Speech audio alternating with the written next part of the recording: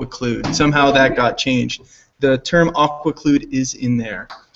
And we're going to discuss all of these, so I don't want anybody to stress about the homework. This is just stuff to make sure that we're keeping up with the reading. We're going to have class discussions about this. I don't need hard copies unless you miss a class, in which case I'm asking that you provide hard copies. If you want to hand in hard copies, if that helps you, I'm not going to tell you not to. Hi, Rick. What were we talking about, the brick building? Yeah, so that was it was aquaclude. Aquaclude is the actual term. I found it somewhere. Yeah. I've learned all about quaaludes now. Yeah. Aquaclude is, yeah. I don't know if it's in the index, but aquaclude is. Shel Silverstein, the poet, had a song called Quaaludes Again. It was all about this woman who was doing quaaludes.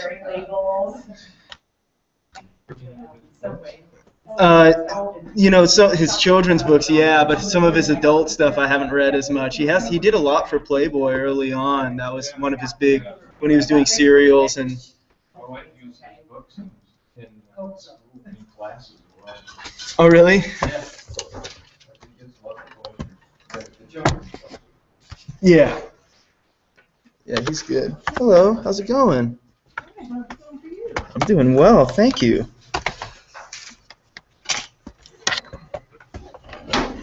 So we can get one of these going, sort of get it on the class. And I guess what I can do is put the screen up for now. You don't need to watch this. So I'm trying to do this Google Hangouts thing and get our stuff on YouTube, so we're filming this right now.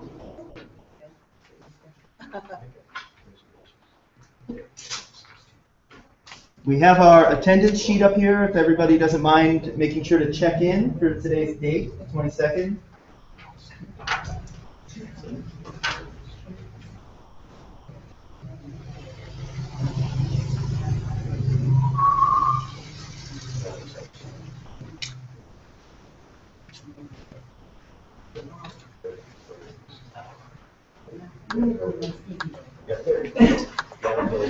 Yes, exactly. Into light. Okay.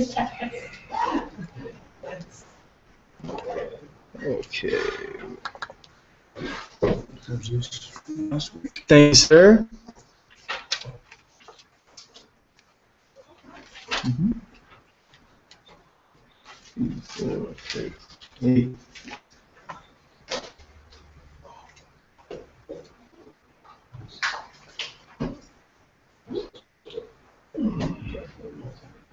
Oh, okay. Is it? No. Oh, great.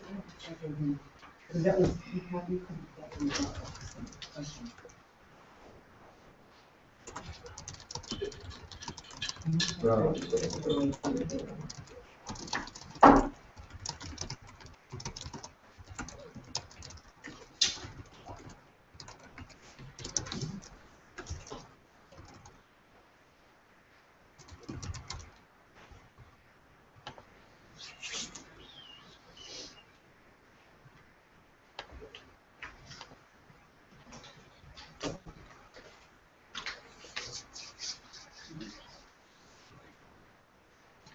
Hey, how's it going? Come on in. We actually have use of the library today. What an amazing thing.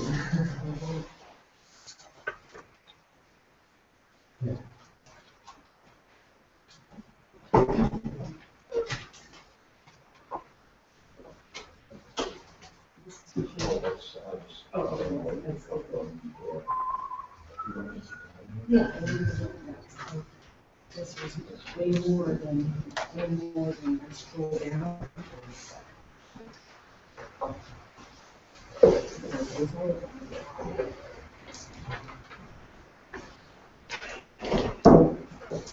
so we're going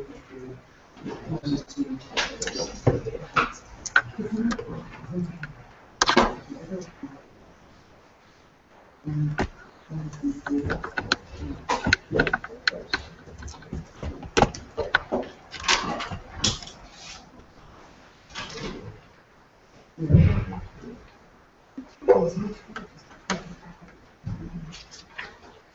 This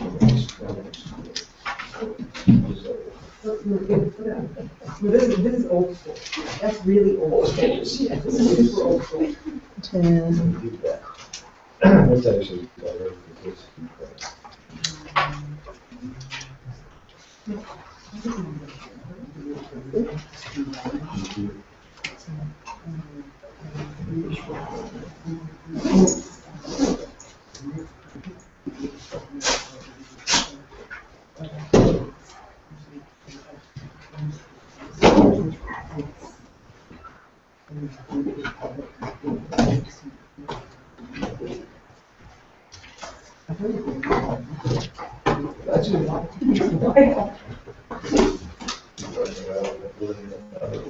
How are you?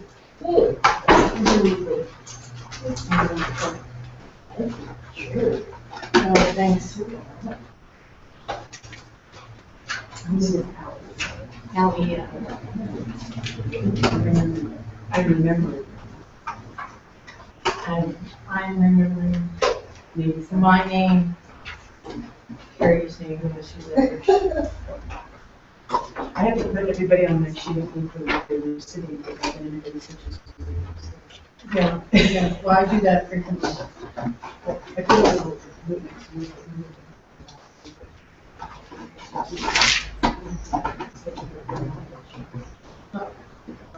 You should be happy to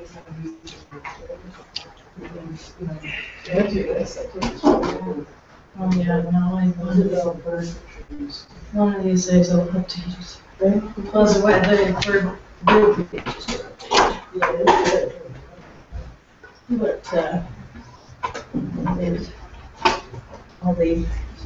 all the herpetologists I talked to were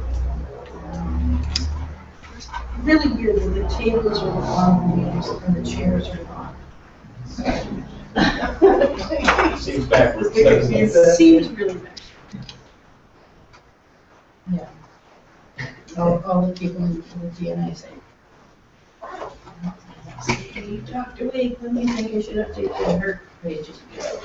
And, you know, and also, in HERP is herpetology, that's reptiles and amphibians. So we just, but Dr. David Blake is using. Hello, welcome. How you all doing? The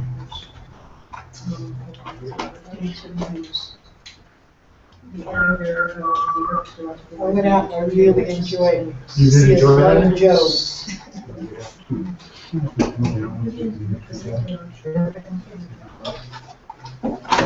You have to see Jupiter? Yeah. Yeah, it's beautiful. Jupiter and Venus. Did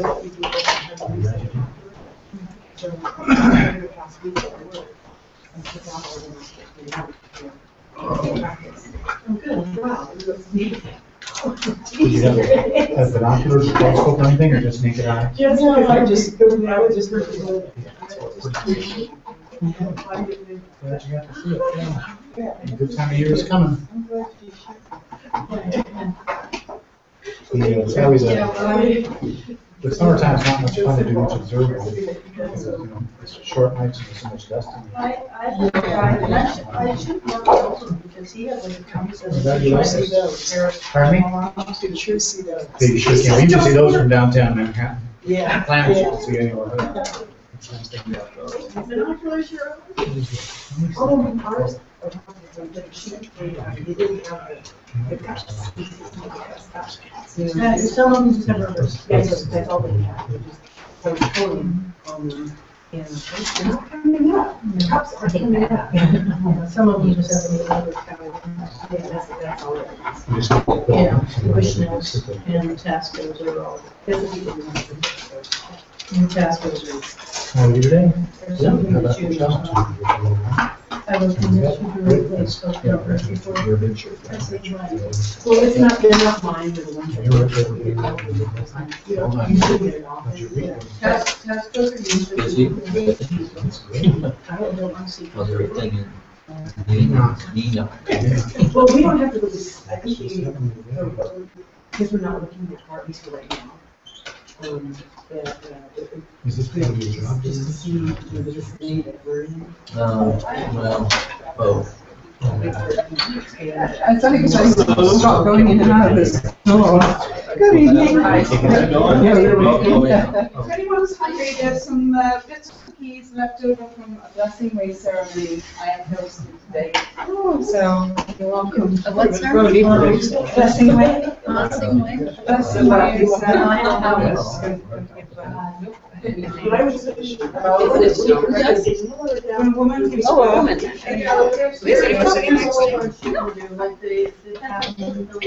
Yeah. I've been very concerned. So she's having a baby.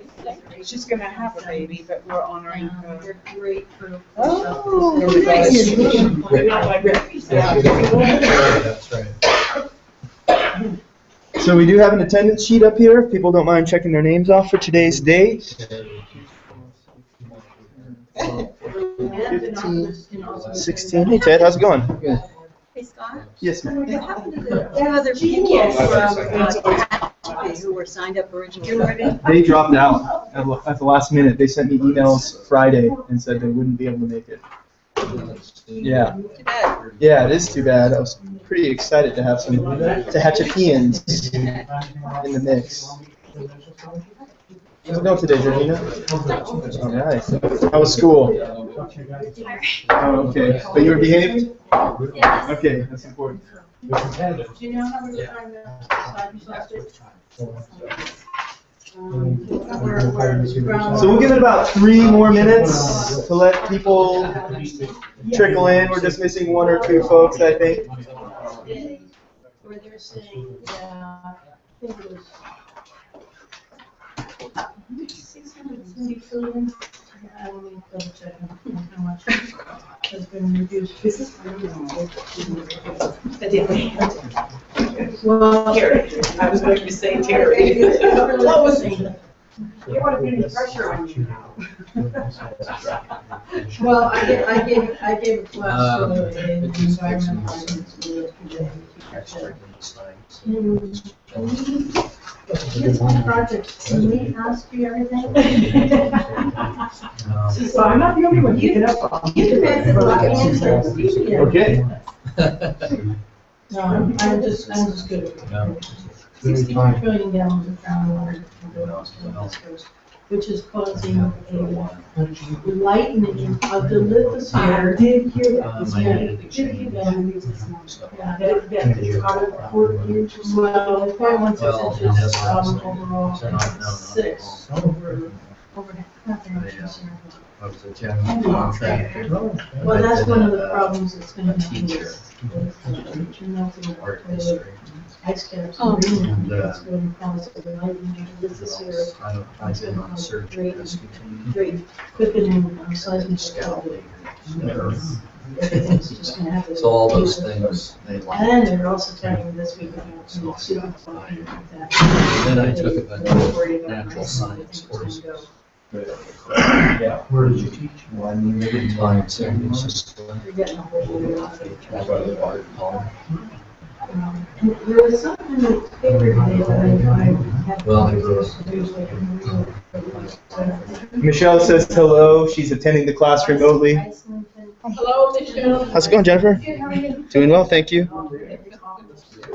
Why is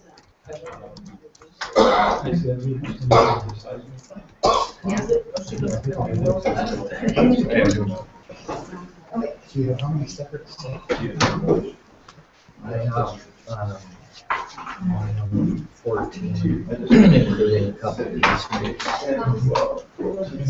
17, 18. That's big, quick, do you want? Because I missed chapter 1, no, but I Oh, mean, I yeah. missed the first, Yeah, right now? if you have a hard copy It's already done. that you missed, yeah. Yeah, and then also I have my, capstone ideas, I just emailed it to you, but because I Yeah, I couldn't saw figure it that. out, okay, because I couldn't figure out how to do it in the other thing yet. Yeah, well, Did you I'll look preserve at what it you. good? Mhm, I'll yep. just give you that. Yeah, fantastic.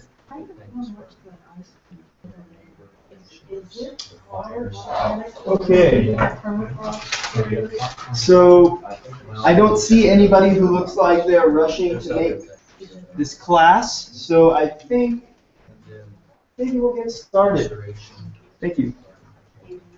So before we get into any kind of lecture or homework or anything else, just a couple bits of housekeeping. How do people feel? Give me a thumbs up if you're logged into the Dropbox and you've been able to access the materials on that folder. Thumbs up if you're able to do that. Okay, hand up if you've been having trouble with that. Or you haven't gotten a link, or... You sent me an email that said you sent me a link, but there wasn't 100%. Gotcha. I will send that to you.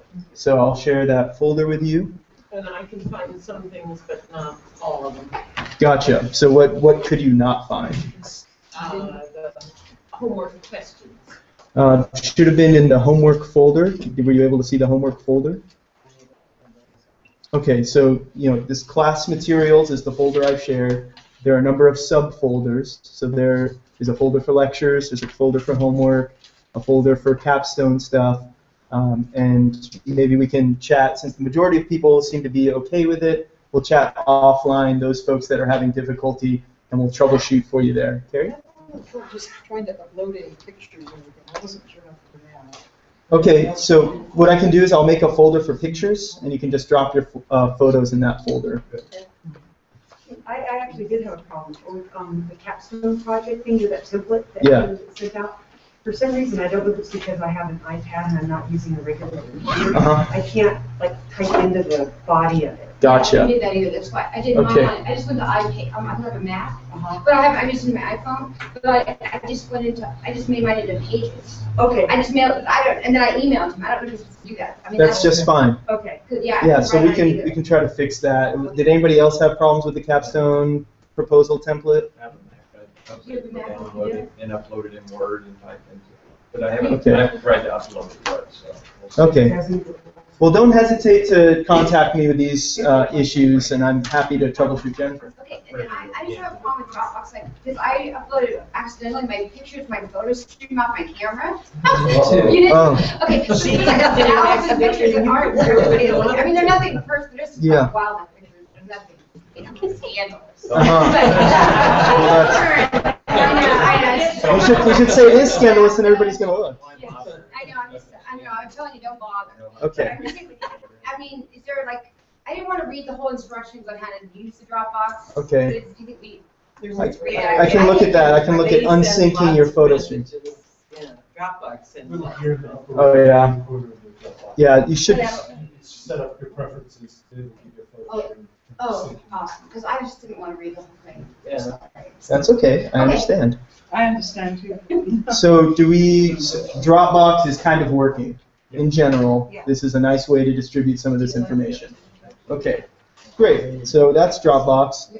How's the reading going? Everybody feel like it's manageable to sort of stay abreast of all the reading? It's I haven't been, I must admit, I haven't, because I had a big full week, so I'm going to play catch up. That's okay. But in general, that's I understand people have busy weeks, things happen, it's difficult to keep up one week or the next, but in general. Is there a list of when we're supposed to be reading what chapters? I think on the syllabus it says what chapter we're doing that week. That's what I need to do. I need to upload the most updated syllabus to the course materials, and you can have a look at I that. just started reading, I'm like, okay, well, yes, I do. I don't know that you're going to talk about this, but I didn't think that the book, but they talked about the water rights known as the California Doctrine. Mm-hmm. It wasn't very clear. Yeah. Maybe you could talk about it if you're going to.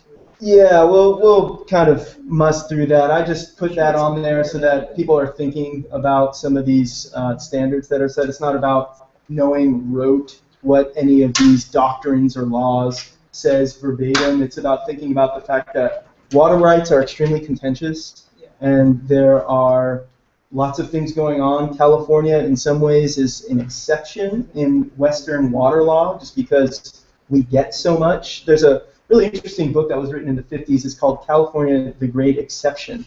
And it's sort of a social history of California, how it developed, how it was colonized by sort of Europeans in America, and sort of this idea that California, being so far from the rest of the U.S. at that time, in the 1850s, sort of got to set the standards for the West. So California got to say, oh yeah, we get these allotments from the Colorado River, and you establish it early on, and you maintain those sorts of relationships. And it's kind of an interesting book. It's not like a Cadillac Desert or anything like that in terms of going in depth into some of these water rights issues, but it does talk about how the Imperial Valley happened and how all the irrigation there really started to happen as a result of Los Angeles business owners, and it's an interesting book. California, the Great Exception. I don't remember who the author is. Jennifer. I just had a question about the question. So like I started doing chapter 8. Yes.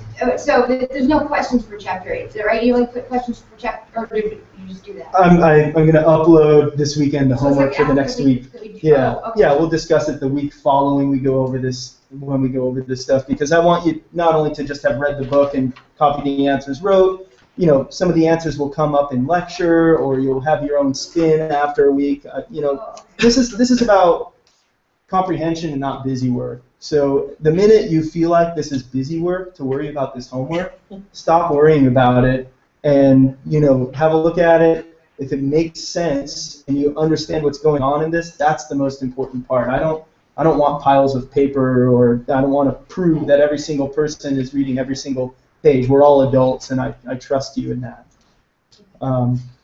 So people are feeling pretty good with the homework? And now capstone projects. I just wanted to bring that up a little bit and see if there are any major questions or issues with the capstones right now. So, Richard. The capstone is supposed to be a work in progress when we present it, not as opposed to a all done. Yeah, it can be either.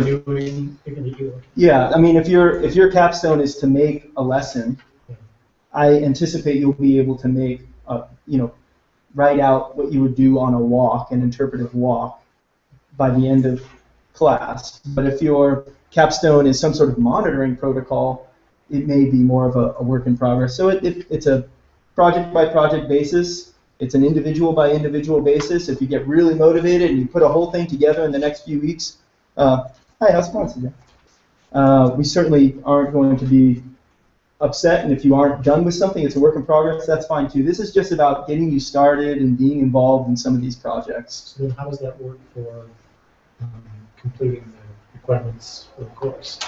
Like if your capstone.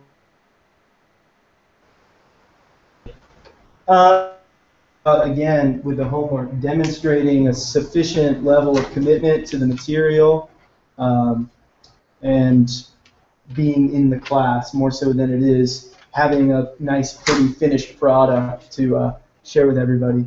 And Suzanne, if you could just make sure that door doesn't close all the way. I'm not sure that I have the key to it, and I don't want to have it be like, although we are going to be the first people in here tomorrow morning, so we can probably just leave it like this.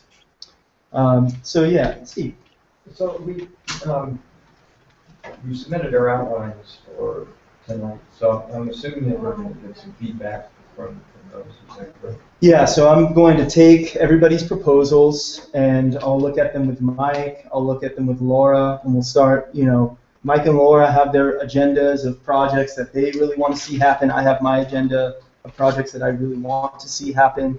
So we'll kind of, look at people's, that's why we have a first, second, and third choice. So we know that at least something you're interested in. And then we're not going to dictate you are doing this project, but we'll say, okay, based on what we need, this is what we were thinking for your project. Does that sound good to you? And we can always rejigger it from there. Or I just, one thing we found last year was we started looking at capstones sort of midway through the course, and then there became this huge crunch of, holy moly, we need to get our capstones done. So we're just trying to get the process going so that in a week or so, a good number of you have a solid idea of what your capstone's going to be, and then we can move from there.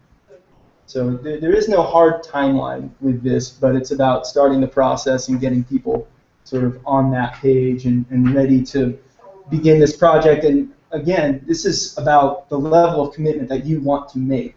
So if you want to keep it sort of light, that's fine. Keep it light. If you have your own schedule, I totally respect that. One thing we are going to do is we're inviting people from the community to attend the capstone presentations because we want people to observe what's happening out here, what this class is all about, and what you all are doing. If you have major anxiety or issues talking in front of a crowd or a group, we can talk about that and come up with something that works for you. This isn't about being intimidating or anything like that. This is about showcasing the wonderful things that you have learned and will be doing in this class. So if you have a longer term project that's approved, then I assume then what we're going to be doing in the presentation is just presenting the protocol and what we're going to be focused on. Exactly, and maybe things that you've noticed to this point. So my capstone is to monitor the springs of the Western Antelope Valley. I've monitored 3 of them, and here's what I found. I've been able to compare them to 2012 data. So we've noticed that this spring is shorter because of the drought, or this spring is more impacted, or this spring is less impacted, things like that. Work in progress, but here's what we're seeing right now. Here's what I've been able to observe in my time working on this particular project. So it's okay to have an open end on this. It doesn't have to clean up nicely. That's the way science works. Sometimes these projects get extended a little bit. Richard? Oh, nice. Are you looking at first putting PowerPoints into a Dropbox or something like that? Yeah, so there's a folder called Lectures, and what I'm doing is I just edited and uploaded the YouTube video from the second half of class last Friday, and so that's on there. You have the Tejon Ranch Natural Bounty and Laura's presentation. I'll get a copy from her, put that in the Dropbox, and right now it's all PowerPoint, but what I'll do is I'll save them as PDF as well, so people with platform issues can see everything. But for our presentation tonight, we do our minutes. Is that what you anticipate? Is us having a PowerPoint ready to go? If you have a PowerPoint, yeah. Oh. Yeah, please have that ready to go. PowerPoint's not required. You can sort of present off the cuff, however you're comfortable. I'm happy to talk to you about presentation styles. If you prefer to make a poster, that's fine too. We can probably figure out a way to plot it for you. So however you feel comfortable presenting this information. So those are the capstones, and people are feeling kind of okay with this notion of having this capstone project. Very nice. Are there any other burning questions or things that I've left sort of unconsolidated or anything like that? Just if you can find me another couple. Another couple days in the week? Yeah, that'd be- I'll do what I can, Allie. I'm working on it, just for you. What? No favoritism. But she asked nicely. So I have a question. Rick. Is there anything that we should know if we're going to be applying for the college credits for this course? No, it's pretty simple. If I say that you passed the class, So we just apply for it, pay for it, and it's that simple. pretty much at the very end of class, there will be a form that you fill out, you send in your $85 check, you get 4 units. So we have to be nice to you. Nice-ish, I'm used to people having their own way. You don't have to suck up to me or anything.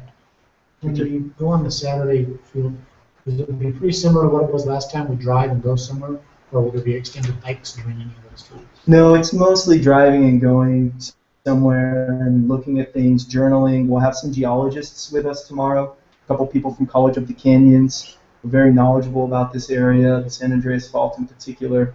Where we're going tomorrow has sort of an interesting story with the Neenak Formation, if anybody's familiar with that.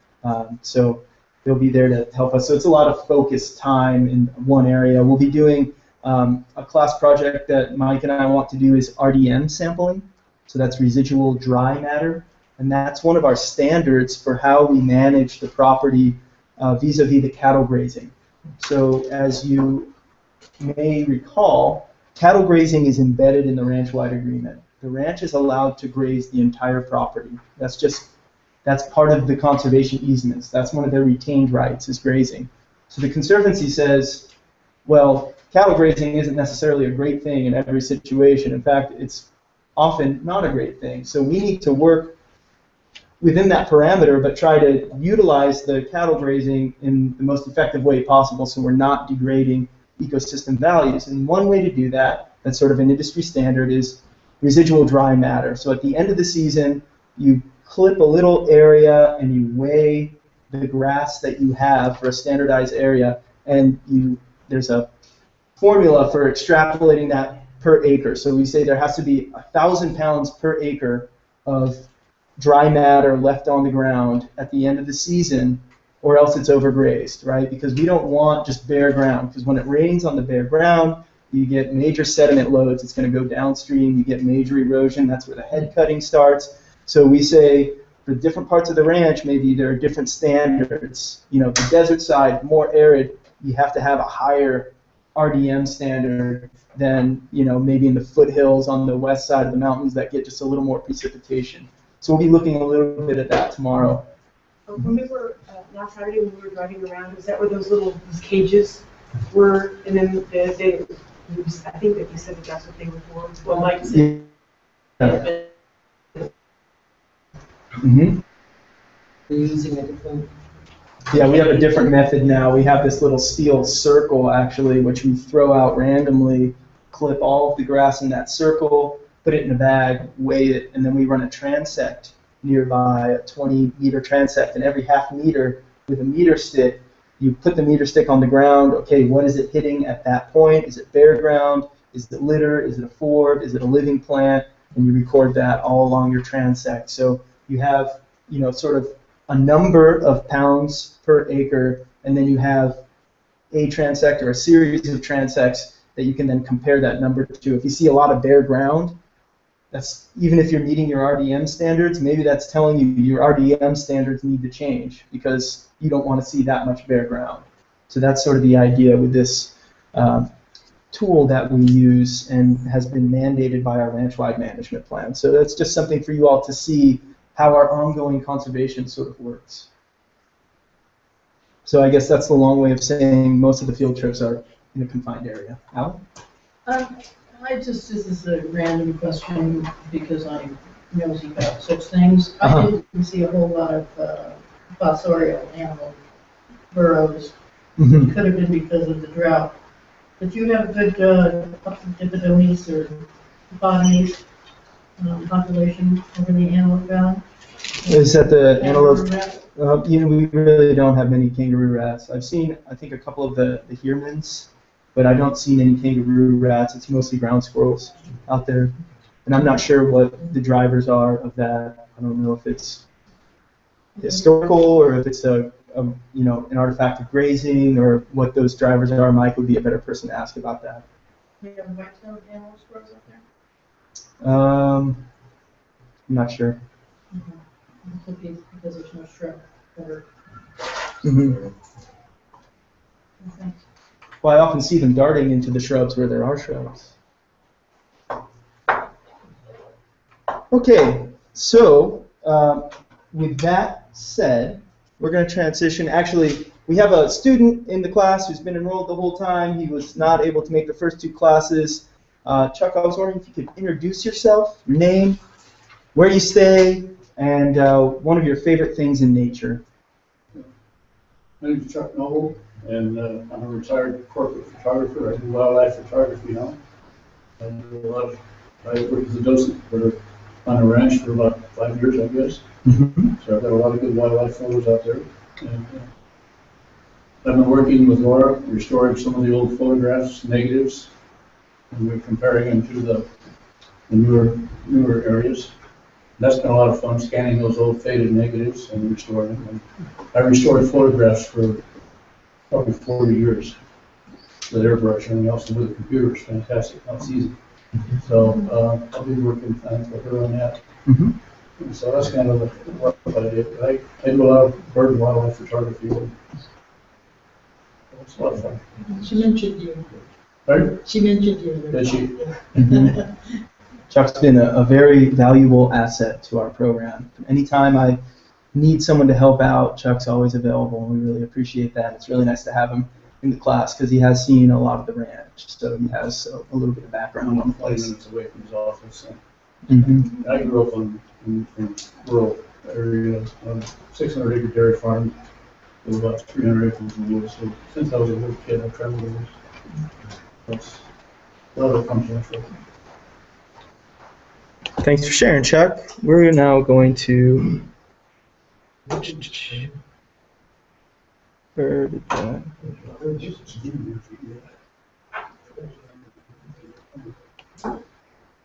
So, I'd like to look at this. Beg your pardon? Oh, I'll drop the screen, definitely. I'm just trying to get it to stream on our YouTube, but it doesn't look like it's going to. So we'll just do this. This is just a quick little...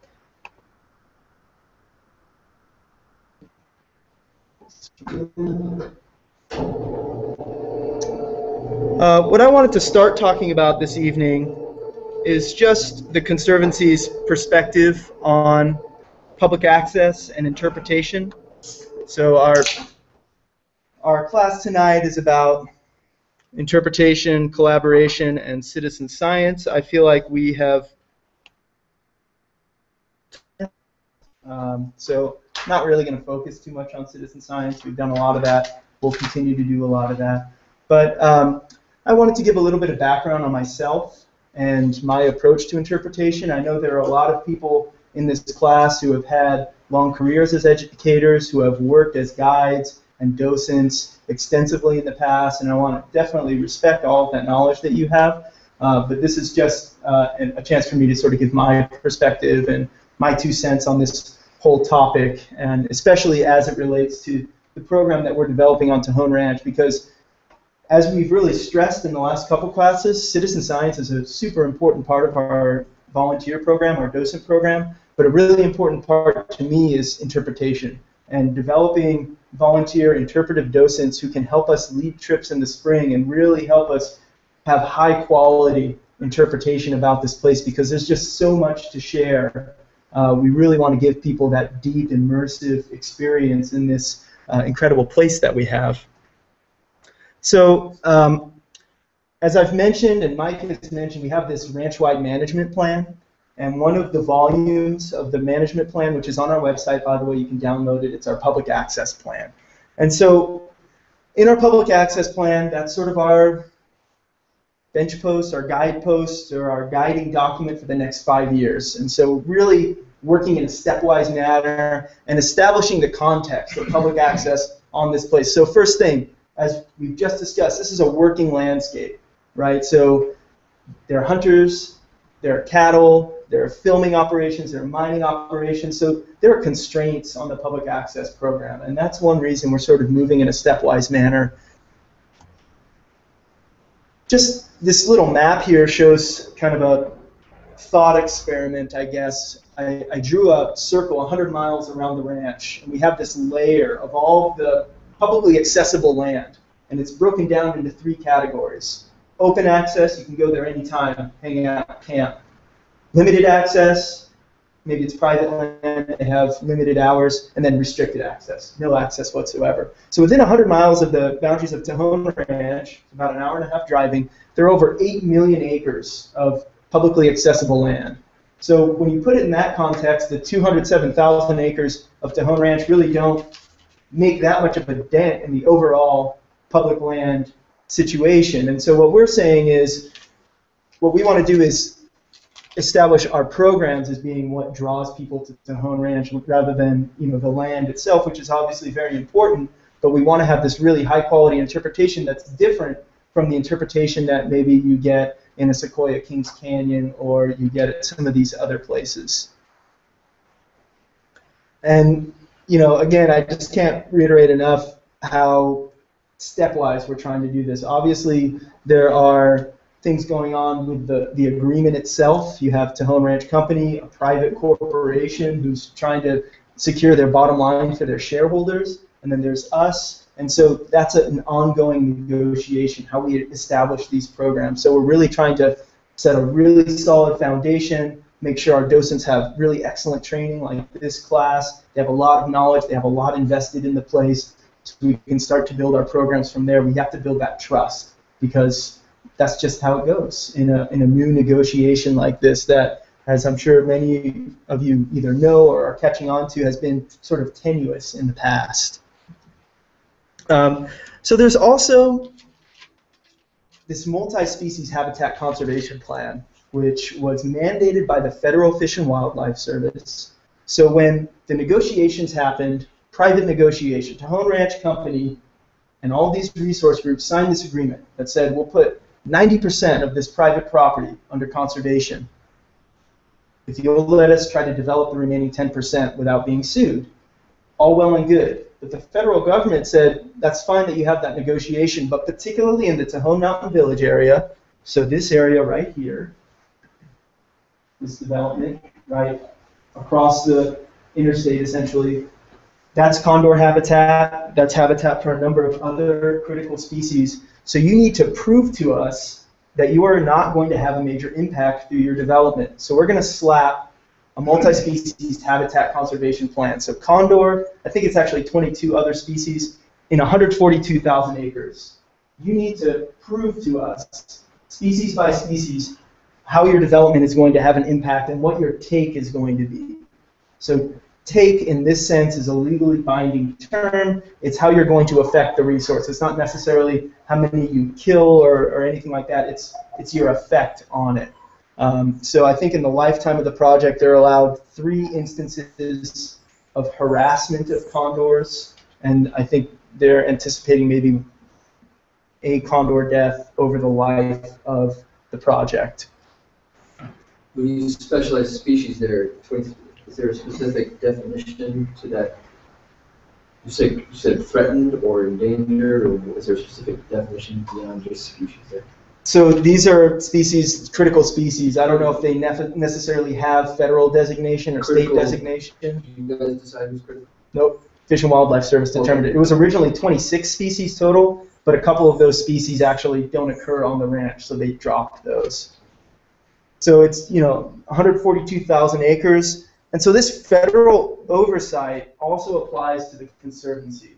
So we're just getting some stuff coming down the pipe right now where the Fish and Wildlife Service is saying, okay, show us where you've gone in this area. What have you done? Prove to us that you're not affecting condors in this area. So this is just to reiterate, how many strands there are in this whole thing, and again, reinforcing why we're really trying to be stepwise about this and get our ducks in a row before we really start going out there gung-ho. And one interesting overlay is the majority of the Pacific Crest Trail reroute is going to be in these covered lands. So the Fish and Wildlife Service is really concerned with microtrash. Are people familiar with that term? Yeah. These are those little bits that the condors eat, feed their young. The young get impacted guts and wind up dying. So these are candy bar wrappers, broken glass bottles, degraded plastic bottles, things like that, that they're worried about people dropping on the trail and these condors coming and eating, and this having a major impact on these endangered species. So that's something that the Conservancy, I think, is going to take some responsibility for, sending volunteers out on the trail during the busy season on a bi-weekly basis or something like that to check for these sorts of impacts and checking the campsites to make sure they're not getting too impacted. You have tree scars from fires and people throwing axes at trees. We don't want that. So here's sort of another case example. So up in the meta-sedimentary roof pendants that we talked about, those ridges of limestone marine sediment that got uplifted in the mountain building process. Maybe you were doing your geology reading where the 2 continental plates colliding and the mountains being built like this. Well, these sedimentary rocks got uplifted to the top of these ridges throughout the Tehachapis and the Sierra, and particularly in the western Tehachapis where that red circle is in the middle map, you have this buckwheat that, as far as we know, occurs nowhere else in the world, just on Tejon Ranch. It's one of the covered species, just discovered. It was described in 06. Well, I have a question. The 142,000 acres of covered lands. Now, that's the acreage that the ranch is developing. Is that what? That's not the. It's beyond the development. Oh, okay. They said if you're going to develop, those impacts are going to spread beyond just your development footprint. So they're going to have to prove, like within the area that they're developing, they don't have to. I don't understand. What's the difference between what has to be proved on the 142,000 acres and the developed land? The development project is included in the 142,000 acres. It's included in it. It's part of the 142,000 acres. So it's the development project and then another 110,000 acres beyond that. Right. Well, how much land is in the Conservancy? There will be about, actually, 207,000 acres of conserved lands, and then there's project open space. Within each project, there's going to be some open space, and that adds up to another 33, which makes a full 240 for the conserved lands eventually. And that's the full 90%. Okay, I'm confused. So it's 240 for the Conservancy and 142,000 That has to be mitigated. That's the oversight is on 142,000 acres of the property. The oversight doesn't apply to the Conservancy land? It does. It applies to So it's all all of. the same? As far as the Fish and Wildlife Service is concerned, everything that's in this red swath, so all of this and this little corner, regardless of who manages it, they want that oversight, and they want demonstration that neither the Conservancy nor the company is going to have a major impact on these 23 or 24 species. Does that make sense? So that's just basically a virgin swath there that they're most concerned with? Is that why that's separated out? The idea, yeah, so it's an elevational thing, so it's above 3,300 feet on this side and above like 2,500 feet on this side, because all these species of concern live within that habitat belt. And the idea is this development is going to have impact. And it's not just going to be concentrated here. And they figure it's going to be concentrated in the general habitat model for all of these species, which is this 142,000 acre swath. And where does the Pacific Crest Trail go? It'll be going through here, just like that. And they have to study the impact of that as well? Yeah, and that's since that's a federal agency, the Forest Service is signing onto the trail easement, they have to go through a NEPA review, so the National Environmental Protection Act. So is this making sense so far for the most part? So we're going to skip back to the buck. Oh yeah, Jennifer, sorry. Well, is it just that the wildlife takes precedence over everything else? Like, pretty much, I mean, they're saying they don't care that what you're doing, what you say you're doing, what you've managed to separate out. We just want to make sure that everything that's protected is, everything that's protected, you have to make sure shows an impact of, right? Yeah. Kind of, They want to have the oversight. They're federal. They sort of supersede private. yeah, they don't care and about how it's divided up. They just want everything protected. Exactly. That whole big area. Okay. Allie? It's just, NEPA requires the National Environmental Policy Act. Policy. Requires that all impacts are studied and any sensitive or listed species are not given the opportunity to be drawn towards extinction because of any project. So where, in an example, the area I'm going to list them, they will not be able to develop anything over the top of that habitat because it's got a very limited species. It's got a very limited distribution, and it's endemic only to Tejon Ranch. California condor, as Scott said, they would have any type of on an endangered or threatened species. Anything you do, you sneeze by a condor, that's considered a take. The worst take is a killing. But you do anything, the microtrash, any kind of disturbance is considered a take under the Endangered Species Act. So everything that's managed around them, and that's why they have the habitat conservation plan, because they have what's called an incidental take permit, where they can do management activities that may have an impact, but it has to be a very small window of those activities. Exactly. Thank you, Alan. Jenny? What is the ranch wanting to develop in that area? So yeah, this is going to be Tejon Mountain Village.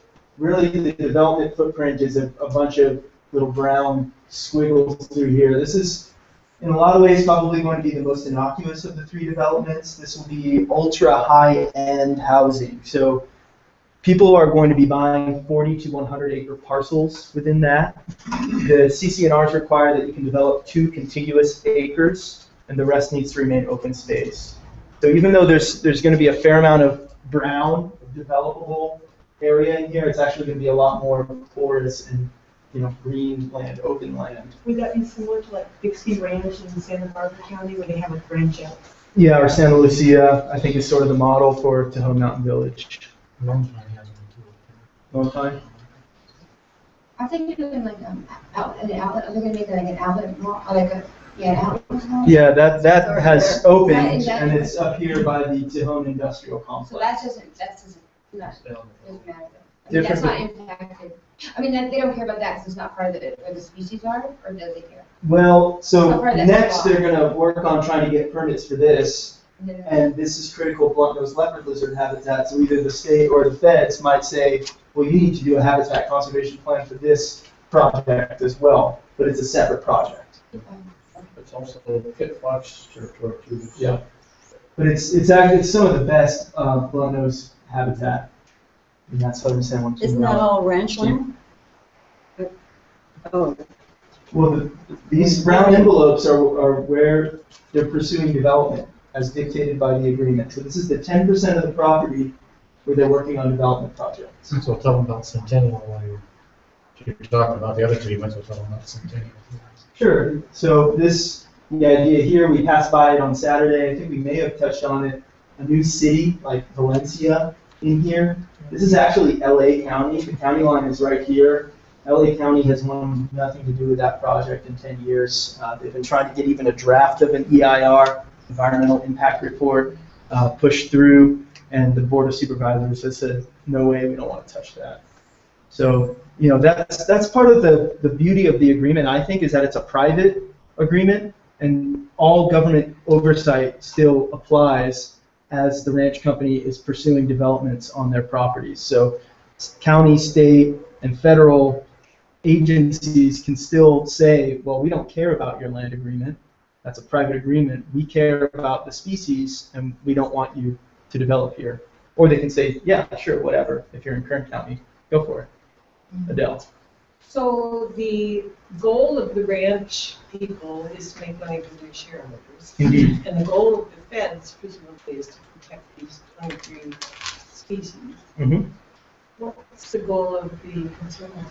To protect, enhance, and restore the native biodiversity and ecosystem values of the Tejon Ranch and Tehachapi Mountains for the benefit of California's future generations. So really, when you untie that, it becomes conservation science, so understanding and management, and then public access, giving people the ability to see this place. How do they develop something without there being an impact? I'm trying to imagine like that. Yeah, like That outlet mall. Yeah. And I'm imagining, you know, an outlet mall and like, how can there even How's be that an not outlet mall? impacted And- the leopard? Yeah, how do they do that? Well, Centennial, we've been on the Citizens Committee for Centennial for 8 or 9 years, and they don't even have meetings anymore. But for a while, they had all kinds of, we were always coming out there, and they were saying the thing with Centennial is that area, the area right where we were, that area has been farmed for 150 years. People moved out there before the Civil War from Wisconsin and started doing it. So it's hard to say this was virgin land there. So that's how they were making the argument for Centennial. But like they were having us write letters to the county board of supervisors and all that, and then it just died. It's been good 4 years to work them, and we haven't heard a thing. Death is good. Yeah. Well, it's the same people that did Irvine, and if it's going to be responsible, Centennial's going to be a nicely done thing. Mm-hmm. It isn't going to be like it is down in Santa Clarita, where, oh my God, I have to drive across town. You know, it's going to be done a little better. It's some good urban planning. But I know that the argument they were making with Centennial, I don't know anything else, is that it's already been developed, and you know somebody already did it 100 years ago. So that's how they get around. That's the argument they're making for Centennial. But what about it, like I don't that know about the area rest of them. where all those little ranchettes are gonna be? I'm presuming that area is like, nothing has been there, well, I guess they haven't. Yeah, and people have been living, you know, homesteads and things like that. I mean, I think it's false to assume that any of this property is pristine and has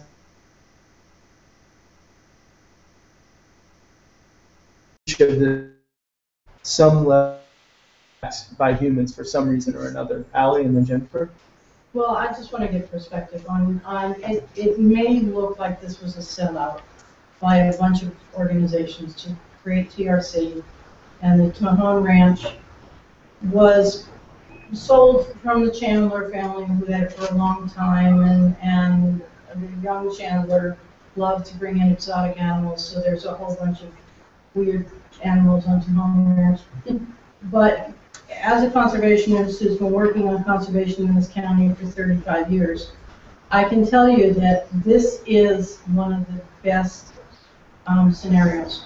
We just lost 68,000 acres in the South Fork Valley and Kelso Valley to develop a guy who developed all the water, all the wind. He's piecemealing it out. The pristine level of the land is gone. The value to wildlife is gone.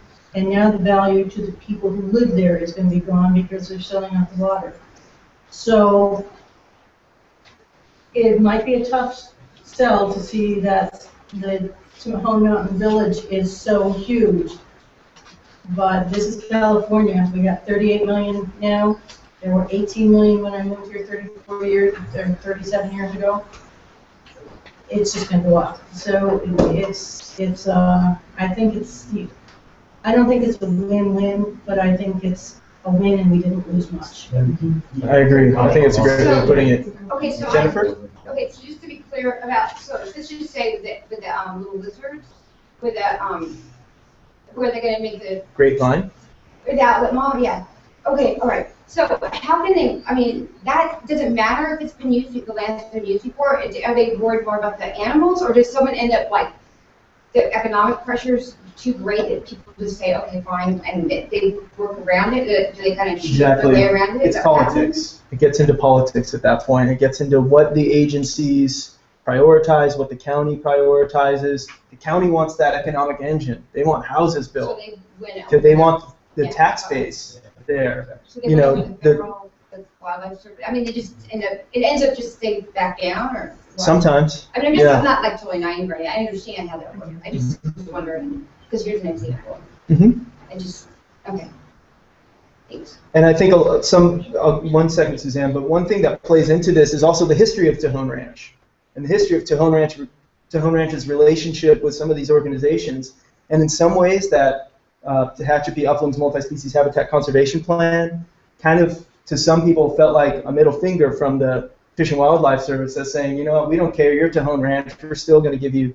So there's a little bit of like gotcha in there sometimes, and it goes the other way too. It's like, you know, we have this buddy's handshake that goes way far back, so we're not going to mess with you because, you know, these political back channels that we all know happen over time. It's unavoidable. So, you know, I guess there is a level of randomness to it, depending on these broader relationships and historical relationships. Suzanne and then Allie? On the last quarterly financial statement for Tejon Ranch, a large bulk of the revenues for the ranch came from selling water to the city of Bakersfield. Came from what? Selling water to water. the city of Bakersfield. I think as time goes forward, it seems like the grazing and the hunting rights, they're the smaller part of the revenue, and the water rights are actually the most valuable thing for our town. Do they retain all of the water rights in the ranch? And can they sell as much as they want? Yep. And that's state law. I mean, that's what they're allowed to do. You have the water that's available to you, and you get to use it. They're the head of a lot of these watersheds, and that's, you know, I think water is too much of a political hot potato to have been touched by this agreement. So the Conservancy doesn't have any kind of even influence over how much water they sell? No. How can that impact the species that you're talking about? You know, I think maybe down the line you could demonstrate that, but I think at this point that's just picking a fight when you start doing that, and that could really start to make some of these issues that are going really well a lot more contentious. And so, you know, there is this, and there is this relationship that we need to develop over time, and, you know, that's part of the evolution of the Conservancy. And Allie, did you have another comment? Just one more. As the grandmother of this conservation movement, we've been working for. There have been meetings in my office in the late 80s and 90s to create the Sierra to the Coast Habitat Conservation Corridor. this is all part of the master plan. As conservationists, we've been working, and we've got windmills, and we've got Los Padres, and we've gotten some mitigation from Los Padres to forest. We've got wilderness set aside, in the Dick Smith Wilderness, the Sespe Wilderness. There's been a lot of people and a lot of private organizations that have been purchasing ranch rights to keep them in ranching, modifying fences to benefit wildlife. So basically, almost all the land, if you go up through the Turkey Neck and go up into the Sierra Nevada, there is a actual protection corridor now in place. So it's it's been great. The only problem is my idea for the protection corridor going down the Kern River. It's water. So we have a lot of San Joaquin Valley species that we're looking at. Carrizo Plain as being their greatest protector, and hoping that we don't have, people need to go out and make sure that the alternative energy doesn't turn into a just the death knell for flat-nosed leopard lizard, giant kangaroo rat, the San Joaquin kid fox, and what revines? They're solar right now. Solar. Yeah. And that's one thing that's retired under the conservation easements. The right to develop renewable energy is totally retired on the ranch through all the conservation easements. So there won't be any of that. They're not gonna, they can't. Oh. So what happens if God forbid, LA County says you can't build Centennial, period? Does the whole Conservancy fall down because they don't get to use their 10%? No, we just, we won't get the transfer fees from those houses, so we won't have as much of an economic engine. We're just like any other land conservancy, writing grants, getting money from private donors to do our work. So, I mean, we already have almost 109,000 acres of conservation easements. So if somehow something were to blow up, we would always have that. That's in perpetuity, they're recorded, and that's that. So, the failure of any of these developments in some ways doesn't have a major impact on us right now. So let's return to this Tehachapi buckwheat, or Tejon buckwheat as some are trying to call it now.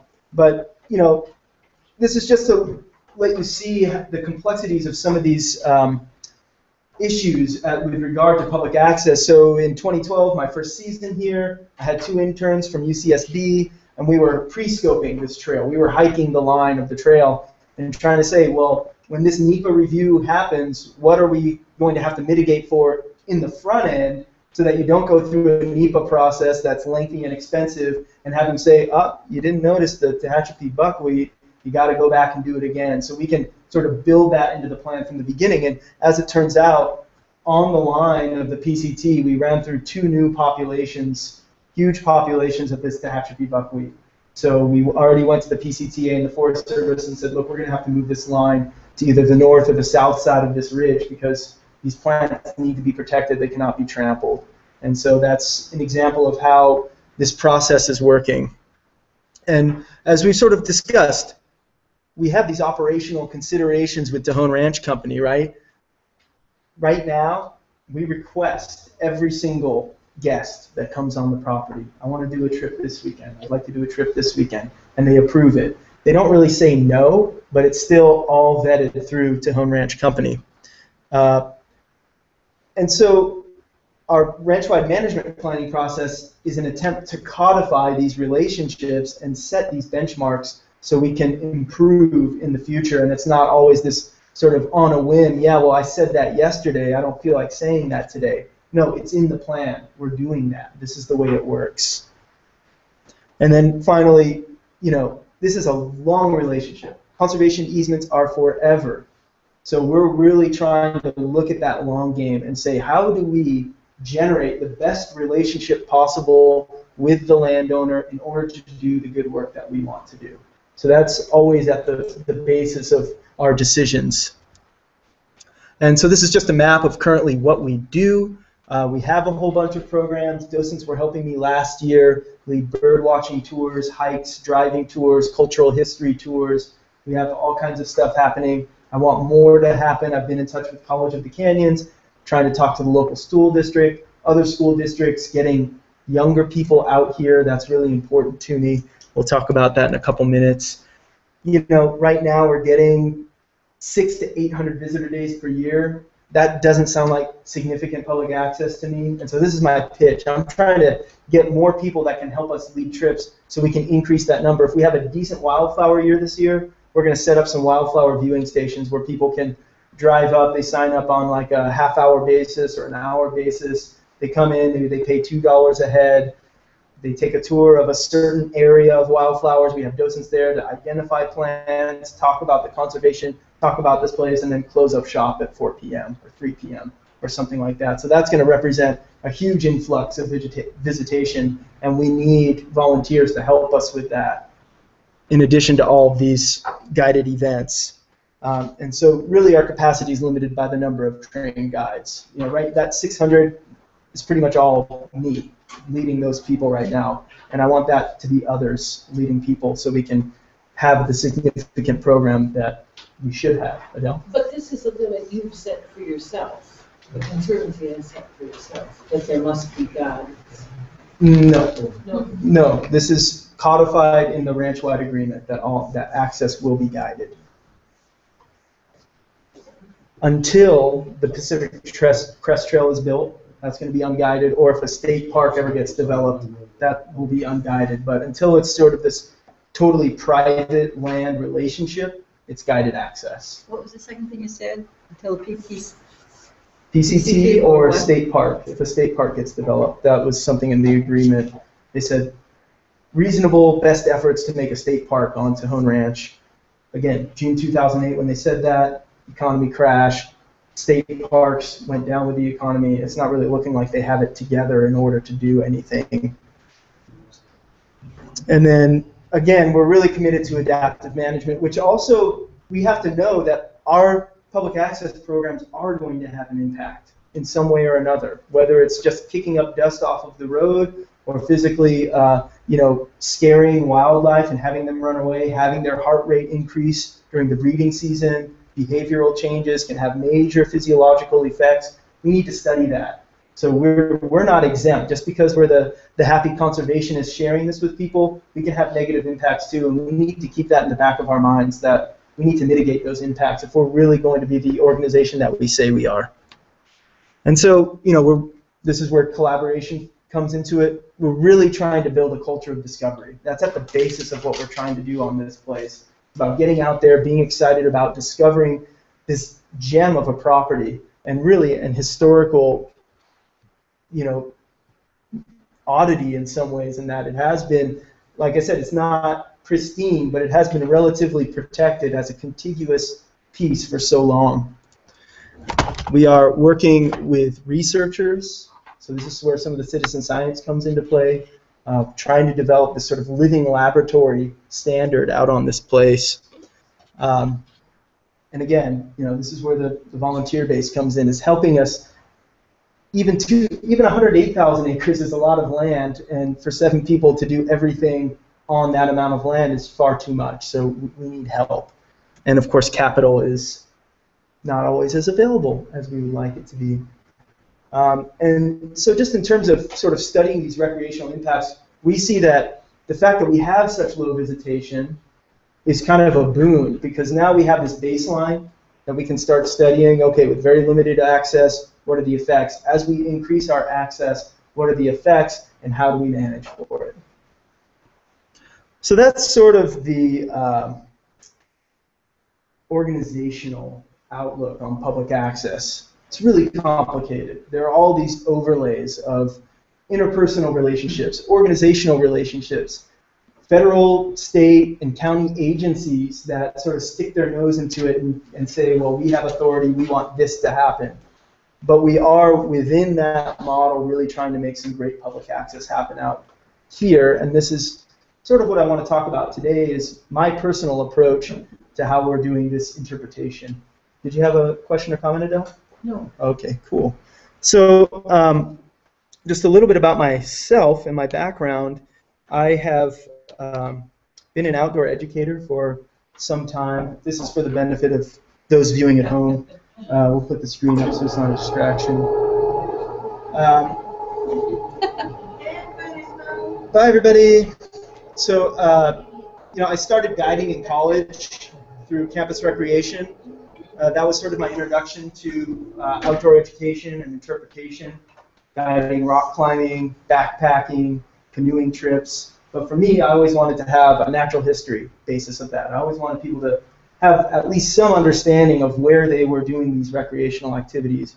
Upon graduating, I became an outdoor educator in the Santa Cruz Mountains, working with 5th and 6th graders. Get a new batch of them every single week, took out about 10,000 kids over those 3 years, probably worked with about 15,000 total. So working with students, doing this kind of work in Boulder, Colorado, and continuing on just sort of on my own. And here now working with 6, 7, 8, 900 people a year, really trying to infuse some of these lessons into our program. So today, we're pretty much done with the computer and the lecture time. I'd really like the rest of this to be a little, it's been interactive, but a little more get up and do stuff. But before we do that, I want to introduce a notion that I always use to frame any lesson or talk that I'm giving. And that is the concept of into, through, and beyond. And so when you are thinking about leading an interpretive hike or a class or something like that, there's always an objective. Right? You always start with your objective. What are the students going to understand from this? But the into, through, and beyond are how you meet that objective. So first thing, into, you need to get people's attention. You have to have something to grab their attention, or else they're not going to listen to you in the first place. Through, what's the information? Why do they care? What are you teaching them? That's your through. And then beyond, how does this apply to your life beyond this moment in time right now, where I just learned that ground squirrels are called Spermophila beechii, but what am I going to do with that for the rest of my life? And that's a great fact to know, right? Because it ties into the binomial nomenclature system and the history of natural history and all these great explorers who are naming these things and how you can be a part of that legacy. That's kind of beyond, right? So you've taken this information that's sort of a fact in space and you've made it a personal thing. And that's really one of my big goals as an interpreter is taking this information and making it apply to people's lives. And so what that leads to when you do this into, through, and beyond, oftentimes the end goal is what we call guided exploration. So it's no longer the talking head pundit up here saying blah, blah, blah, this is this and that's that, listen to me, I know so much. It's about you guys are awesome, you guys are smart, here's a little bit of information, go use it, figure some stuff out. Make some discoveries, and let's share our discoveries together. And so that's what the guided exploration is giving that opportunity for people to make discoveries on their own. Because otherwise, if you're just told everything, you lose half of it. So that's the driving force. There's an essay by a guy who was a mentor of mine, Solar Steve Van Zandt. He is the main songwriter for the Banana Slug String Band. And it's if you haven't heard them, they're an awesome kids science band. And he has a whole essay on into, through, and beyond. I'm trying to get a hold of it to share with all of you because he shares some really wonderful anecdotes about this. And just one final note on this teaching is, I'm sure you all know about this. You've probably heard about all of the multiple intelligences. Does that ring a bell to anybody? People have different learning styles, right? And some people are more visual, some people are more auditory, some people are tactile, some people are naturalists. There are like 15 of these things, right? No one is set in one box. That's a fallacy. You're not just a visual learner. Everybody learns by a variety of ways, but you have a dominant, it's like saying if you're right-handed, you can't use your left hand for anything. Of course, you use your left hand for lots of things. So, really trying to incorporate all these different learning styles because in this instance, it might be that somebody's auditory learning center fires off for whatever reason, or their visual learning, even if they're not a visual learner per se. So this idea of into, through, and beyond, and guided exploration, and really getting people to sort of have that experience themselves is what I try to infuse into the programs on the ranch and through the Conservancy. Are there any questions about that diatribe? Cool. Richard, or comments? I was a professor of education for many years at Chapman and Cal State Bakersfield. What are you saying? We used to say we moved from being the sage on the stage to being the guide on the side. And if you can get that into your head, it really does help develop what we're trying to do with it. And that, to me, that put all of those experiential learning, that one phrase, being not the sage on the stage or the guide on the side. Yep. Mock devices. That's a helpful thing always. Jennifer? Yeah, I taught 2nd grade and 5th grade for years, and that's exactly what we laid around. We were taught to teach exactly this, what you're saying. Our lesson plans actually had to say these things, you know, objective, and then into, how are you going to get them excited, and through, and beyond. It's completely, yeah, it's great. Yeah.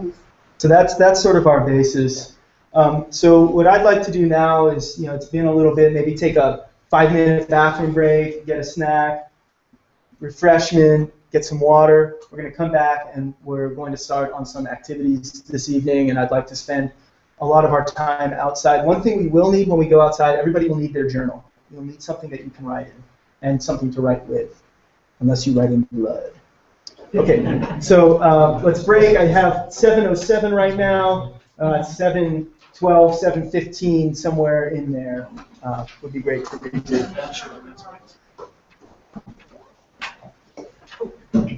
I'm so sorry. Yeah, I just had a question, but I don't want to say it. It's not embarrassing. So what was, I don't want to waste time. What was, like last week, so I'm all set up. I just didn't, I was, you know, like, Try to make 3 to 5 observations. Okay, Stuff that interests you. Okay, because I've got the Reynolds method. Okay. To do that. Just Yeah. Reynolds, whatever, how you do it. So if you don't want to do iNaturalist and recording and Oh, no, I want to. No, I've got, I'm signed on for that and then the fever. Yeah. For my own thing. Yeah, so just, you know, Just go ahead take a and do couple that. things, try to make it a habit. That's the main Just thing. from what we, okay, good, so I want to, I just didn't know. Okay. Perfect. Thank you. Hopefully I can't show them the stuff that I have to sign. Oh, great. Okay. Yeah, we'll work it out. No big deal. Thanks, Chuck. I get a file. I think it's attached to that. Great. I'm going to hit the head real quick, if you'll excuse me.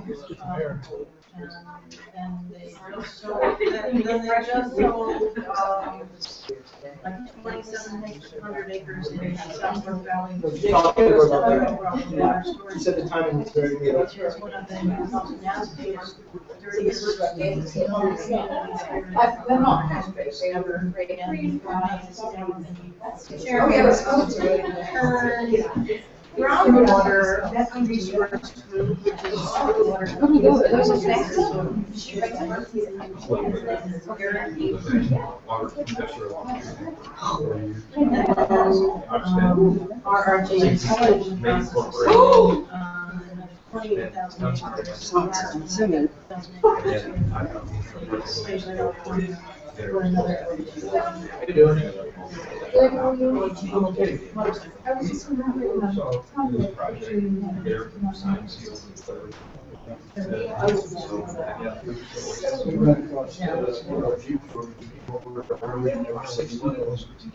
Yeah, I just,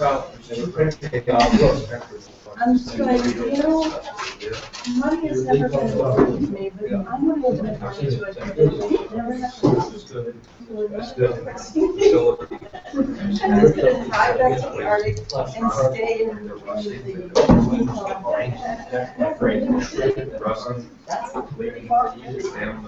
You know, I drove all the way up there 2 years ago.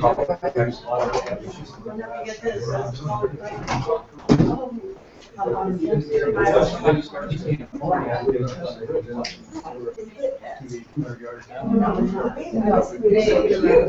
They are in black and white. They're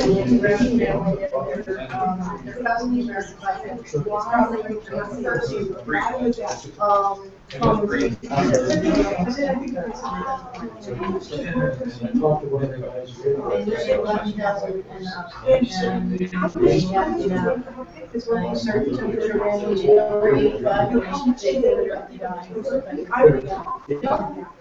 and under freezing, they can survive. Snow covering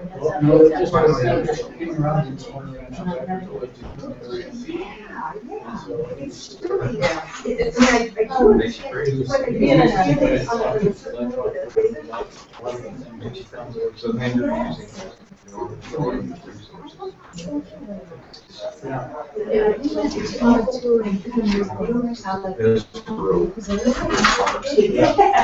And they were circling, strange. like it's a 10-mile radius. Yeah.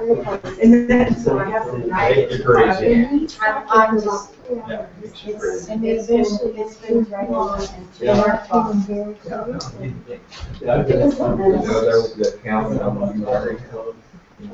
Oh, I know, I went to one meeting at the city of Bakersfield, they had 4,124 acre project. And about 60% primary and secondary. I got up to the city council and I said. Just before 166, they said.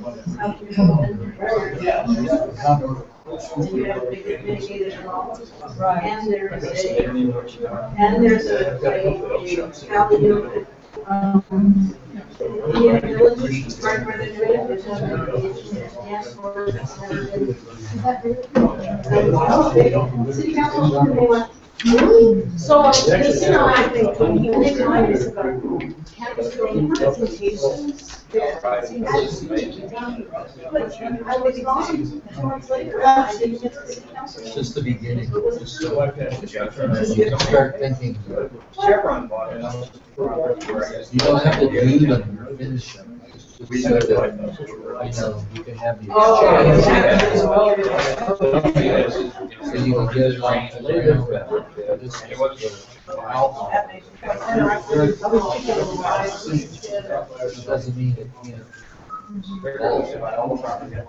Can I actually use this table area? If you agree to take my money. I will agree, yeah. Thank you so much. You want this table here? Yeah, just clear it a little bit. It doesn't have to be fully.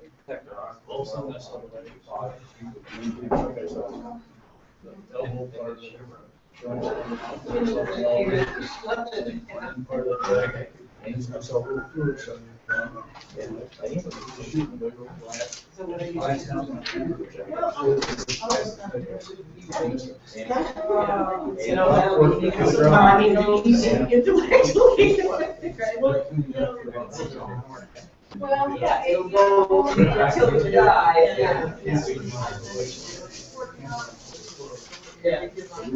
Well, have you been involved with the native plant society? You know, they always have the roundups and areas.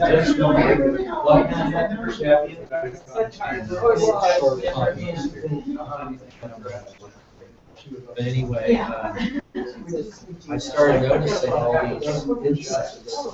And I thought I had every single one. And it eats. I'm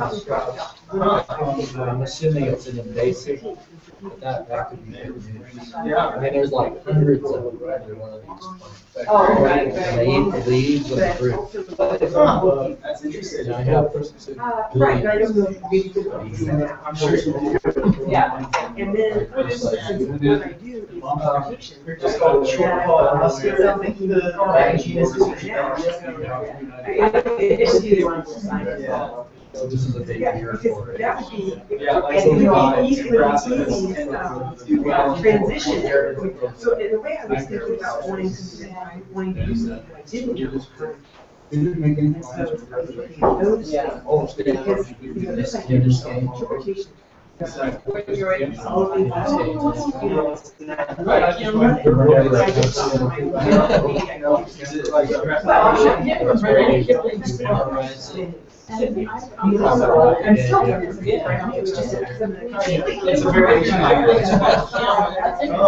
This kid was taught super smart. Taught this kid to just photographic memory. Well, that's part of it. Yeah. Yeah. Well, we'll call it Kim's game. I've called it replication in the past, but I like Kim's game. All that gets lost in just a few years. Oh,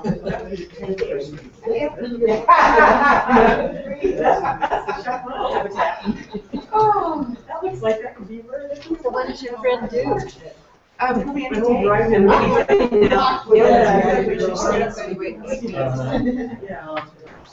It's funny, you know, I have a bunch of young guys that work for me, and it's interesting, the knowledge that gets lost Find out where we are. between generations. You've You've never heard of Sophia? I go, What is it, describe it to me. We got one in a so other things, cultural, social, historical. It's like baby showers. Changing cars. They didn't know to change the title. No, that's. Well, we were talking about this game, called Kim's Game. We share So we were a scout. Yeah. We also Bring a bead. And that bead. So California Naturalist, if we could wrap it up and bring things in, I would appreciate it.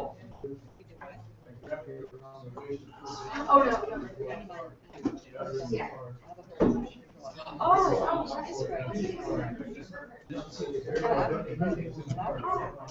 They do that at baby shower game.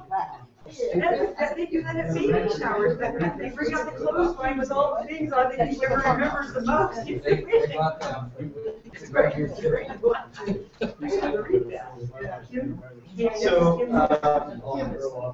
let's bring it in, California Naturalist class, and what I'd like to do is set the room up so everybody can see these towels right here. I'd like everybody to see these towels because this is going to be the first part of what we're doing today with our interpretation lesson. So this is an activity I've just been told is known as Kim's Game from Richard Kipling. I learned it as replication. Pardon? Rudyard? What did I say? Richard. No, I said Rudyard. Oh, Richard. That's probably the right way to say it. So R-U-D-Y-A-R. Yeah. Oh, about that. So this is called replication. What I'm going to do is in a moment, I'm going to show you all some objects. They're amazing, beautiful natural objects that you can find out in the park where we're going to go. I'm going to give you 5 seconds to look at all these objects. And I want you to zero in on one object because that is the object I'm going to ask you to find when we go outside. You can pick any one of them, but I want you to find one of those objects when we go outside. Are people ready? 5 seconds goes fast. You might have to hold your eyes open. Ready? And just one note. One note on this. So right now, because of the tables, I'm not doing the best job as a leader in this activity. One thing we like to try to avoid are onion layers, where you have the most excited kids huddling around here, and the kids that aren't as interested. We want to get everybody incorporated, and typically what you do is you're sort of here with all this, and when you reveal it, you don't peel back from here. You peel back from here, so you increase the anticipation. That's the whole point. We want to get people excited about this. So I think it's 5 or 6 items. Zero in on one of the items, and we're going to go outside. 5 seconds, folks. Are you ready? 1, 2, 3, 4, 5. Come on! Okay, so now what we're going to do is grab your journals. We are going to head outside. I'm going to stop the broadcast. We'll stop.